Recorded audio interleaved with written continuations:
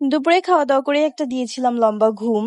আর দুপুরে যেই পরিমাণ বৃষ্টি হয়েছে, বৃষ্টিতে ঘুমটাও অনেক বেশি ভালো হয়েছিল। বাট এরই মাঝে ডেলিভারি ম্যানের কলে ঘুমটা আমার ভেঙে গিয়েছে। ইনায়া পাখির বার্থডে কেকটা যেহেতু আমি অনলাইনে অর্ডার করেছিলাম অ্যান্ড ওনাদেরকে ডেলিভারি টাইম দিয়েছিলাম আমি বিকাল ৪টা টু ৫টার মধ্যেই। তো যেটা বলেছিলাম সেভাবেই ওনারা ৫টার দিকেই চলে এসেছিল। আর যেহেতু কিছু টাকা পেমেন্ট আমাকে আগেই করতে হয়েছিল অর্ডার কনফার্মের জন্য অ্যান্ড বাকি টাকাটা আমি তখনই ওনার কাছে পেমেন্ট করে দিয়েছিলাম। ওকে চলো এখন তোমাদেরকে দেখাচ্ছি ইনায়া পাখির এবারে বার্থডে কেকের ফাইনাল লুকটা। এটা ছিল হচ্ছে কেকের ফাইনাল লুক অ্যান্ড মাশাল্লাহ আমি যেরকমটাই ওনাদেরকে বলেছিলাম সেম ভাবে ওনারা কিন্তু কেকটা মেক করে দিয়েছিল, যেহেতু এটা কাস্টমাইজ কেক ছিল টোটালি। আর উনি কেকটা দিয়ে যাওয়ার পরেই কিন্তু আমার ইনায়া পাখিরও ঘুমটা ভেঙে গিয়েছিল। তারপর ওকে নিয়ে বের হয়ে যাচ্ছিলাম কিছু কেনাকাটা করার জন্য। আসলে ডেকোরেশনের জন্য কোনো কিছুই কেনা হয়েছিল না, আমি কিন্তু ফ্রাইডেতেই সবকিছু কেনাকাটা করেছিলাম এন্ড তোমরা হয়তো দেখিয়েছো আমি কিন্তু একদম সিম্পল ওয়েতে রেখেছিলাম ডেকোরেশনটা, খুব একটা আহামরি কিছু করি নাই। দেন আমার ডেকোরেশনের জন্য যা কিছু লাগবে টুকটাক সেগুলোই আমি আর আমার ননদ মিলে সিলেক্ট করছিলাম যে কিভাবে কি করতে চাচ্ছিলাম।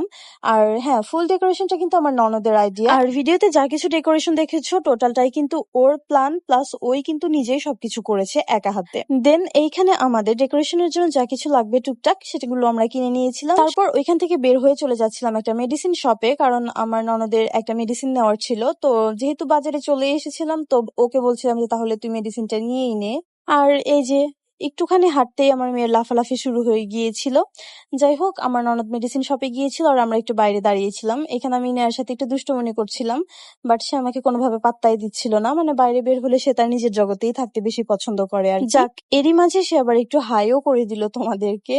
তারপর আমরা একটা রিক্সা নিয়ে নিয়েছিলাম আর আমাদের বাসায় যাবার রাস্তাতেই কিন্তু ফুলের দোকান পড়বে, ওইখান থেকে আমি কিছু ফুলও নিয়ে নিব। রিক্সা থেকে নেমে ফুলের দোকানে চলে গিয়েছিলাম। এখান থেকে আমি কিছু গোলাপ ফুল নিব পিঙ্ক কালারের, বাট ফুলগুলো কেন জানি আমার কাছে খুব একটা ফ্রেশ লাগছিল না। তারপরেও তার মধ্যে থেকে ২-৩টা ফুল আমি ওনাদেরকে চুজ করে দিলাম এন্ড ওনারা সেটা আমাকে দিয়ে দিল। আমরা বাসায় আসতে আসতে অলমোস্ট সন্ধ্যা হয়ে গিয়েছিল এবং আমরা তাড়াহুড়ো করে ডেকোরেশনের সব কাজ শুরু করে দিয়েছিলাম। এখানে আমার ননদ এখানে কিছু বউ বানিয়ে রেখেছিল, এগুলো দিয়ে ডেকোরেশন করেও ছিল, বাট পরে আমার ইনায়া পাখি দুষ্টামি করে সবকিছুই ছিঁড়ে ফেলেছিল ভিডিও করার আগেই। বাট তোমাদেরকে লাস্ট ফিনিশিংটা আমি দেখাবো। এই যে দেখতে পাচ্ছ আমার ননদ, ওই কিন্তু মূলত সবকিছু করেছিল টোটালটা।